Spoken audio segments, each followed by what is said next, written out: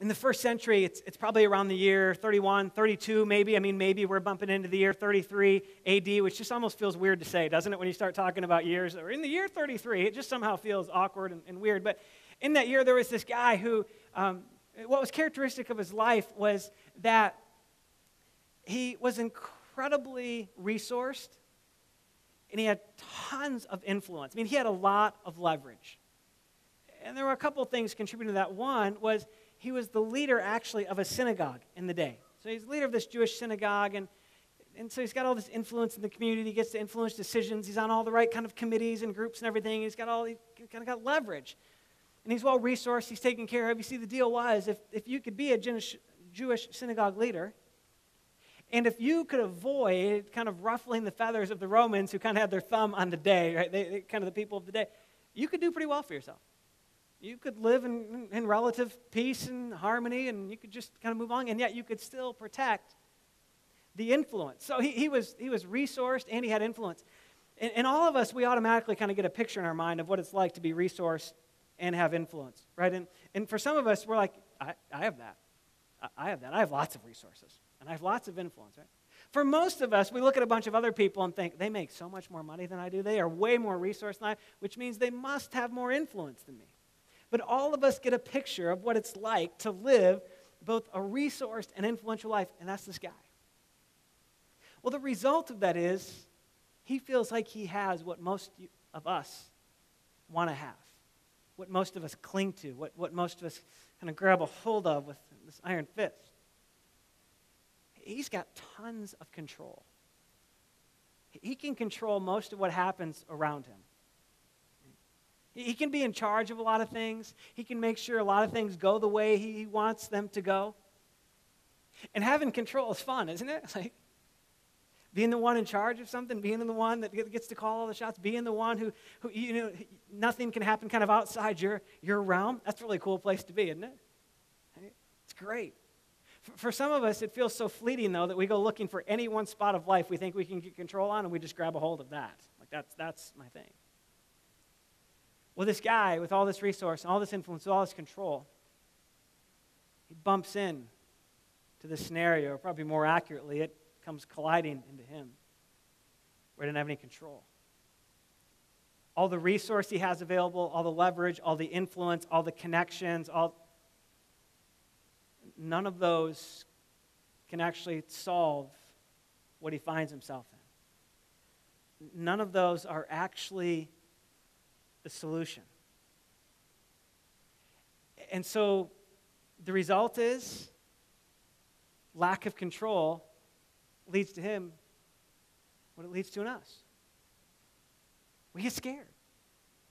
We get fearful. We start to worry. You know, when we go to bed at night and we have everything under control, we sleep really easy.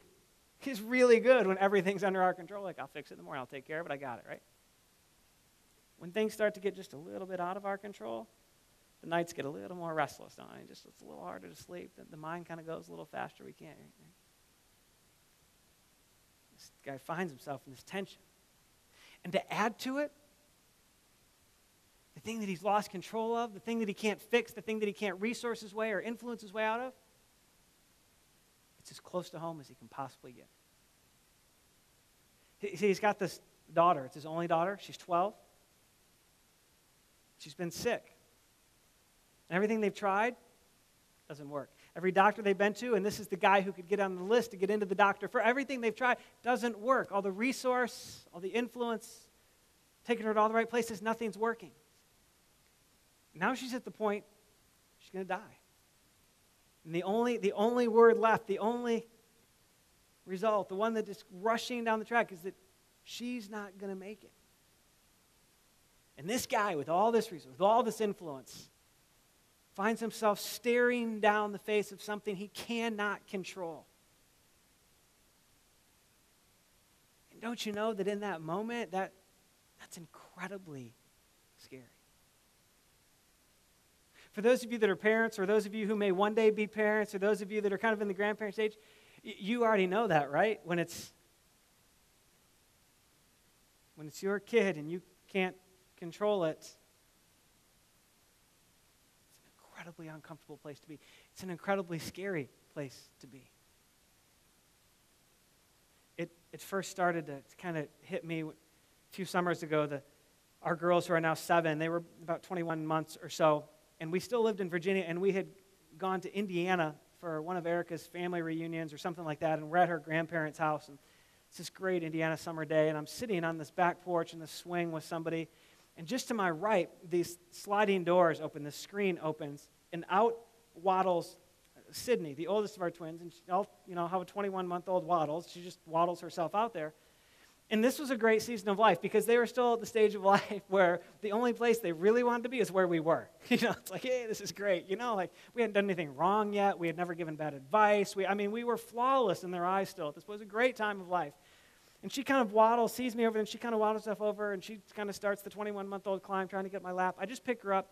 I turn around, I sit her on my lap, her back kind of leaning against my chest, and she looks out into this huge, flat Indiana yard that's back there.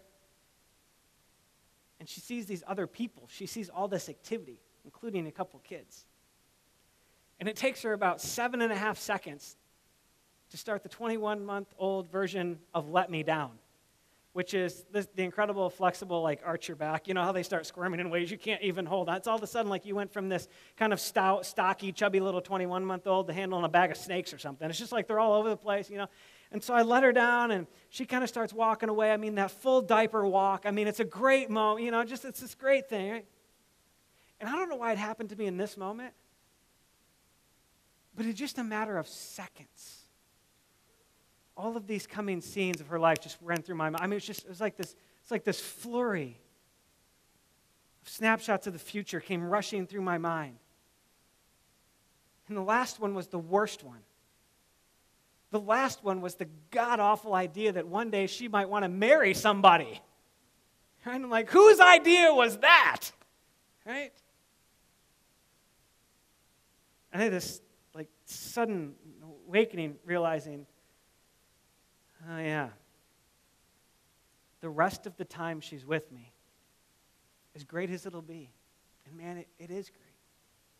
But the rest of the time that she is with me and with us, she'll in one way, shape, form, or another be actually preparing to leave us. And I'll just tell you, I hate that thought. Because that means there's way too many things coming in her life that I can't control. And out of all the things I want to control in my life, that happens to be number one. I want to control every relationship, every comment they hear. Man, one of them gets their feelings hurt on the playground, and everything in me wants to go to the playground the next day. We got some talk to do, some first graders. Serious. Who was it? Line them up. I want to know, right?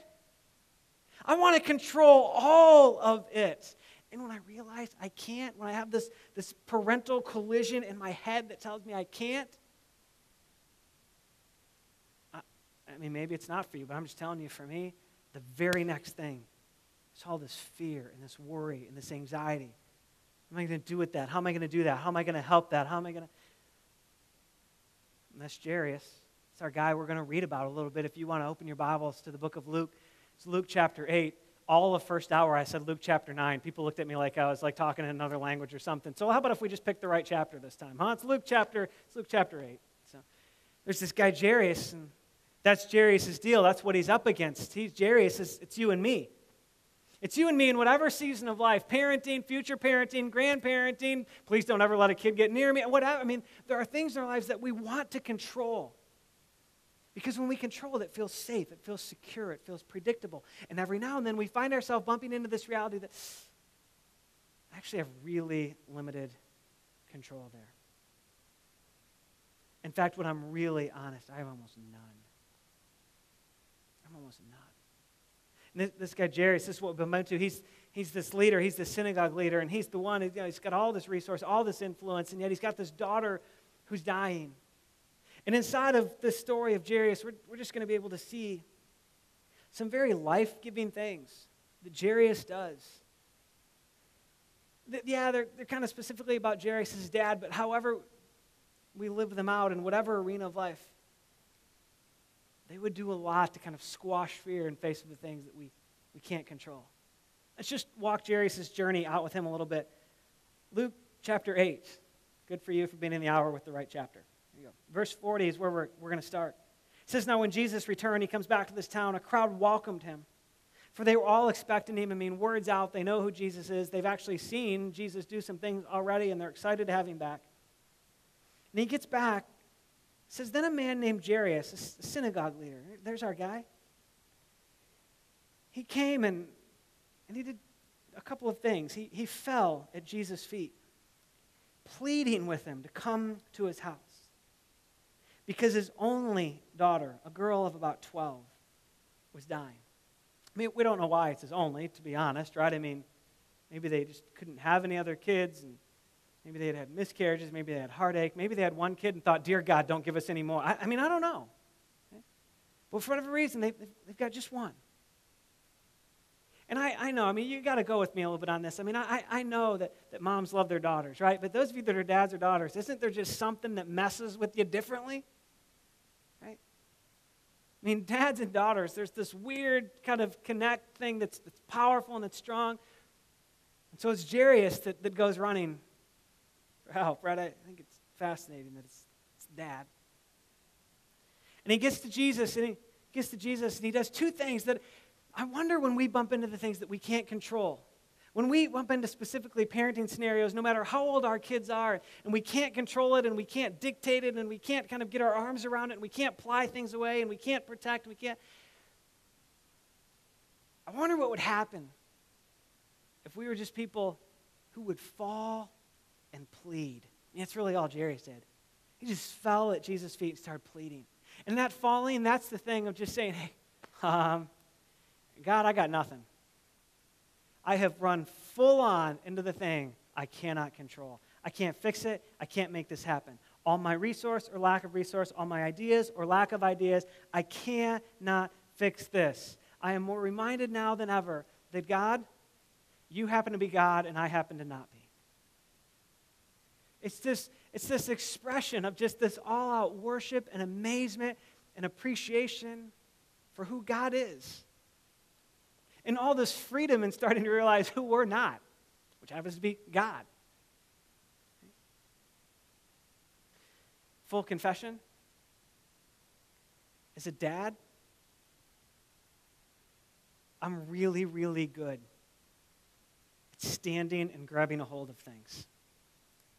And man, I so want to live in the freedom that comes from just, I guess, I don't get it, God.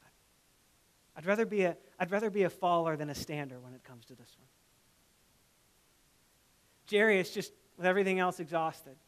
He wasn't shirking his responsibility. He wasn't bailing out. He wasn't taking an easy path. He's just being desperate.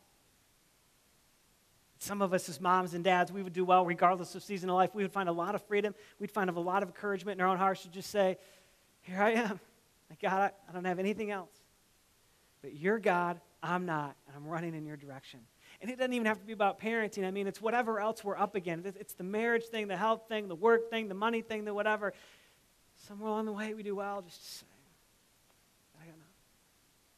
And right behind that falling is Jerry's just pleading, just begging God, God, you've got to respond. I wish I could hear exactly what Jerry said in that moment. You just wonder how much of it was about his daughter and how much of it was about him.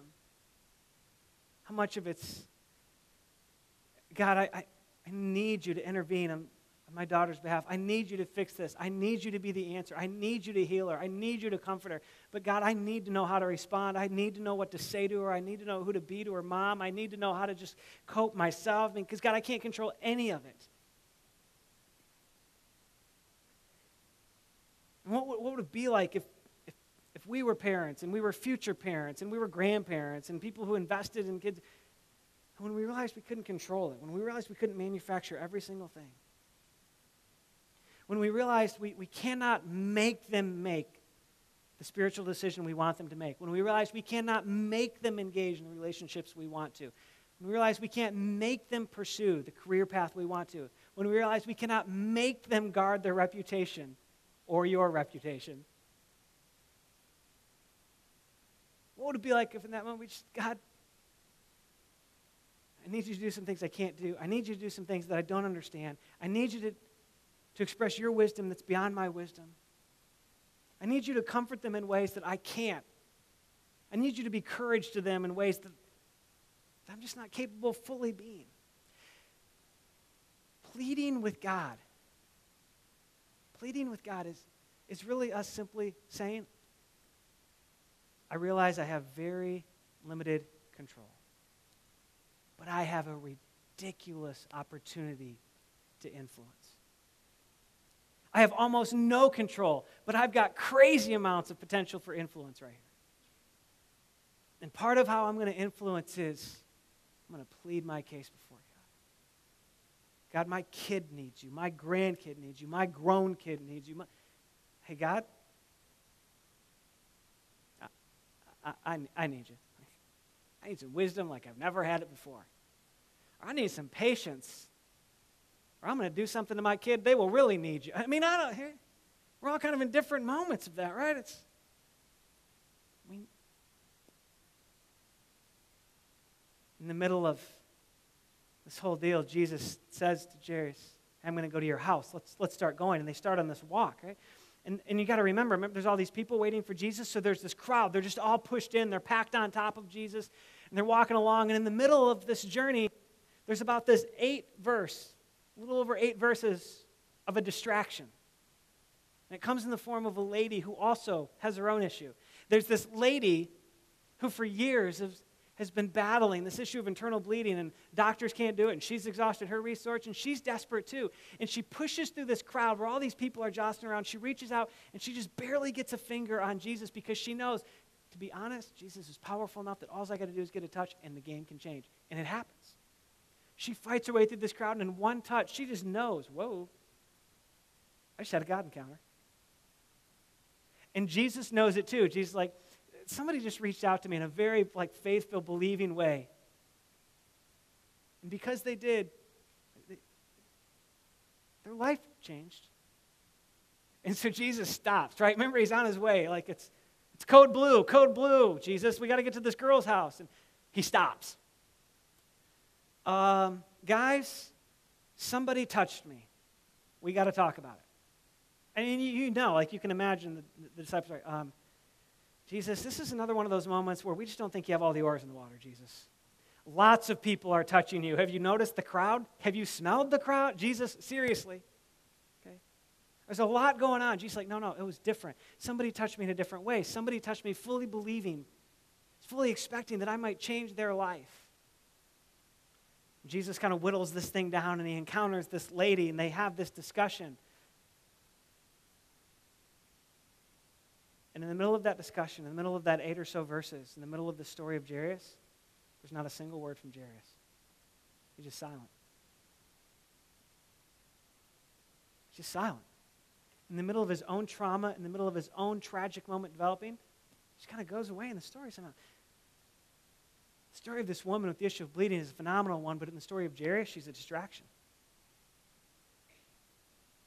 And look at how it plays out. You can jump ahead several verses, still in Luke chapter 8. But maybe let your eyes wander to verse 49. Jesus having this conversation with this lady. And it says, while Jesus was still speaking, he's still in the conversation, someone came from the house of Jairus. There's our guy again. In desperate need, exhausted all the options. And the only word, Jairus, the only thing this messenger can say is, Jairus, I'm sorry. It's over. Jairus, your daughter, she's dead. She didn't make it. It's done. There's nothing left. Not it's getting worse. Not it's getting closer. Jairus, you got to come get your last goodbyes. None of that. Jairus, it's over. She didn't make it. So he says, don't bother the teacher anymore. And man, I'm so grateful for Jesus. Look at what he says in verse 50, right in the middle of it. He says, hearing this, Jesus said to Jairus, just looked in. You can almost just imagine Jesus looking just eyeball to eyeball at Jairus. Hey, Jairus, don't be afraid. Jairus, don't be afraid. Just believe.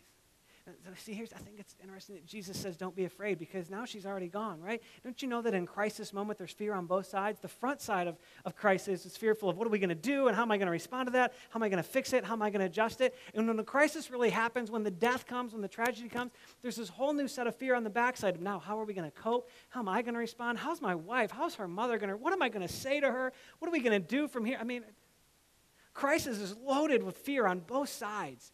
And Jesus says right in the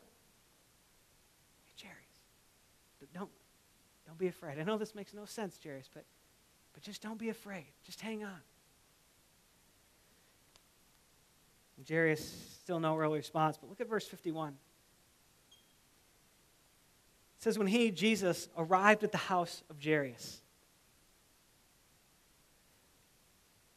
Jesus and Jairus kept going. Daughter's dead. Daughter's dead. Jairus doesn't need Jesus to come anymore. She's like, no, I still want to come. And Jairus still lets him, and Jairus keeps walking. And you know, there's lots of times. There's lots of moments. Sometimes it's a day, sometimes it's a season, where the temptation really is to be so overwhelmed by what we cannot control in the lives of our kids and what we fear will happen. The great temptation becomes to just give up, to just mail it in. I'm done with that issue. I'm done with that thing. I can't control that. I can't fix that, so I'm just done. I'm giving up on them.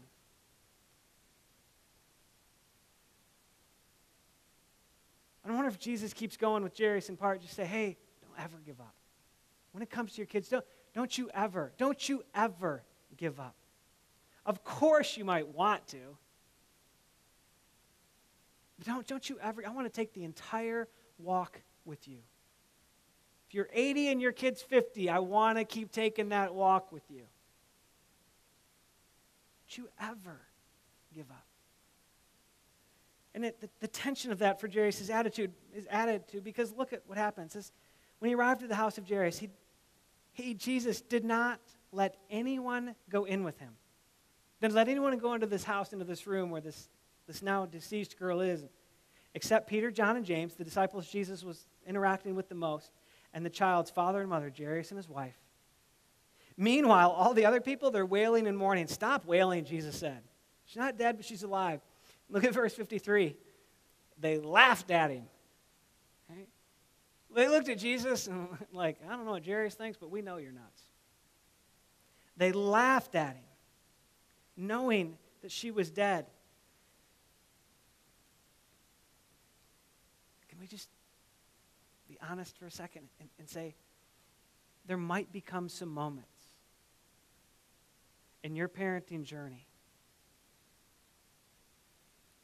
where you choose, you draw a line in the sand and you don't give up. And the great tragedy will be that there will be some people around you who do give up on your kids. They throw in the towel. They think your kid's done. They think it's over. They think there's no hope of that turning around. There's no hope of it being made right. There's no hope of... Jesus says, hey, every now and then, you got to get those people out of the room. Every now and then, you got to detox the surrounding just a little bit. You got to get those people, the people who have mailed it in on your kid. Every now and then, you need some space from that, and your kid needs some space from that. Jesus is like, I'm only taking in a few people. A few people who have not given up on her, and more importantly, have not given up on me. We still got a chance. We still got a fighting chance here. I think it's one of the most tragic things of life when we as parents have to wrestle with this thing of somebody else pigeonholing your kid or describing your kid or writing, your kid can't do that, kid's going to be... Our deal is, let's not give up. Let's not give up. I mean, you know the end of the story. You can kind of read it in the next couple of sentences, right? Jesus walks in and he looks at the girl and says, hey, get up and walk. Get up, you're healed. Love that story, right? I don't even think it's the point of the story. I think it's great. And Jesus is a healer. Jesus is a miracle worker. You know the great part of the story of people like you and me? It's not really how the story turns out, but the fact that Jesus stayed engaged in the entire story. The greater part of the story is that all along the way, Jesus just keeps walking. When it comes to your kid and your parenting and your grandkids and your Jesus would just say, can I just keep walking with you? Could I just keep going? Could I see the whole thing through? Could I give you my presence in the entire thing? And just maybe if we would jerry us up a little bit and we would say, hey, yep, there it is. And I will just fall at your feet because I am not God and you are, and I will plead for your involvement in my parenting and in my kids' lives. And Jesus said, hey, great. I'll walk that whole road with you. I'll walk the entire trip. I'll walk into the rooms where everybody else has already written your kid off. I will go there. I just want to walk the whole thing out with you. We already know that not every story in life turns out with that ending, right? Can't find a single story of life where the desire of God's heart was not to be fully engaged.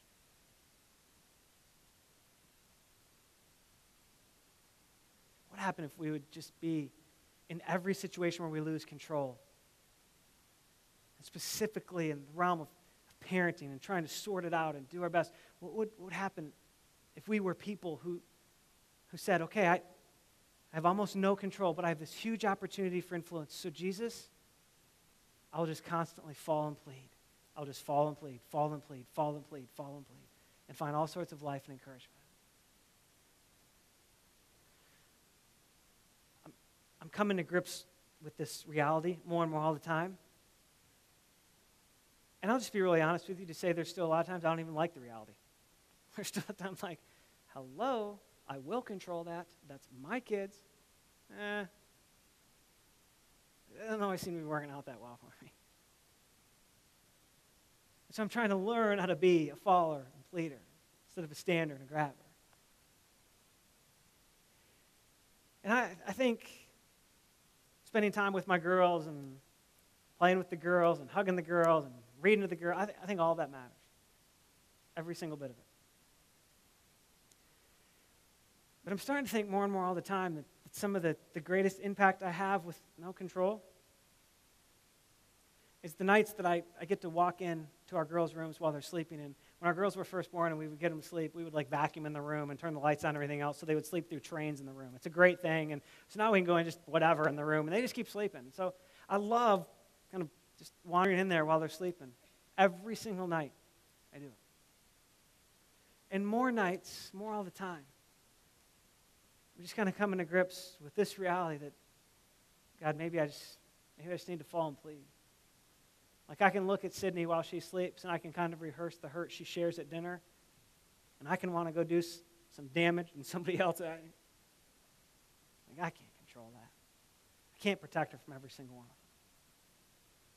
And I can look at Mackenzie, and I can remember the disappointment of that day or yesterday when it didn't quite work perfectly, and when it was me that didn't quite engage enough, and I can't recreate that day. I can't control it. So I'm just trying to fall and plead. And we've done enough life together that you know I'm not real bent on overly ritualistic prayers or thinking we have to pray something exactly the right way in order for it to work. I think God really just wants us to plead, to pour out our heart before Him. But I want to share with you a prayer that's something like what a lot of times I find myself praying, and I walk in the girls' room while they're sleeping. And again, this isn't the magic prayer, and you don't have to pray this prayer, whatever, but just to kind of say, hey, what would it be like to pray prayers of pleading and falling? So let me just kind of read this along with me. Let me just kind of read Jesus. God Almighty, I pray that my kids would know the peace of your presence when their hearts are troubled or broken, and my words or presence are not fully enough. And that's the fallen part, because my words and presence, they're great and they're encouraging, and I will seize every moment possible to breathe encouragement and hope and life into our girls. I'm not God. I still need something bigger than me. Would you please give them your wisdom when they can't fully understand my counsel? At age 7, it's already amazing how little they understand my counsel, right? Please let them know your comfort and friendship when life somehow seems lonely. May they experience your courage when I'm not there to be their safety net. Please, God, let them know your strength and security when the world around them tells them they need to do more or be more. And every day, will you help them be more comfortable being loved by you and loving you in return? That last sentence is a sentence that I pray for my girls every single day. I just want them more and more to be comfortable in God's love for them and loving Him back. And I can't control it. I can influence it, but I cannot dictate that it happens. And for me, God, the parent who has limited control but remarkable opportunity for influence, please give me peace in the midst of this realization. Please also give me your wisdom. When I long for better words, God, give me clear understanding of when I should talk and when I should listen and when I should discipline and when I should not and when I need to be very present and when I need to give space. I desperately need your understanding in each of these. And God, again, I really do realize that I have very limited control.